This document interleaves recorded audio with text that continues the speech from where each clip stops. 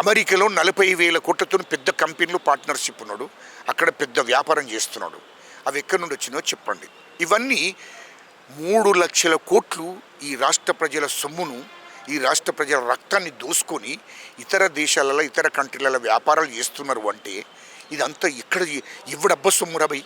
తెలంగాణ ప్రజల సొమ్ము, తెలంగాణ రక్తం. ఇది దోపిడీ చేసి ఇష్టం వచ్చినట్టు సంపాదించి ఇప్పటికి కూడా 20,000 ఎకరాల భూమి కవిత కేటీఆర్ కేసీఆర్ వాళ్ళ బీనామీల పేర్ల మీద ఉన్న హైదరాబాద్ చుట్టూ. ఇదంతా ఎక్కడిది? ఇవన్నిటి మీద విచారణ జరుగుతుంది. ఖచ్చితంగా వీళ్ళను చెర్లపల్లి జైలుకు పోతారు కేటీఆర్, కేసీఆర్, కవిత. ఖచ్చితంగా వీళ్ళని తిహార్ జైలు కూడా పోతారు. కవిత లిక్కర్ కేసు, ఇవన్నీ ఎక్కడి నుండి వచ్చినాయి? 1,000 కోట్లు పెట్టింది లిక్కర్లా. మరి ఇవన్నీ సాక్ష్యాలతో దొరికింది, జైలుకు పోయింది, వచ్చింది, మళ్ళీ జైలుకు పోవడానికి రెడీ ఉన్నది. ఇవన్నీ ఎక్కడి నుండి వచ్చినాయి? ఇదంతా తెలంగాణ ప్రజలు తెలుసుకోవాలి.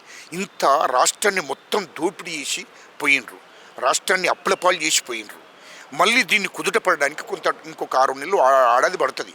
రాష్ట్రం మొత్తం ఆర్థికంగా బలపడాలి, ఈ రాష్ట్రంలో ప్రజలకు ఇచ్చిన హామీలను నెరవేర్చాలి అనేది మా ముఖ్యమంత్రి గారు చూస్తున్నారు. మా రాష్ట్ర మంత్రివర్గం కూడా చూస్తున్నది.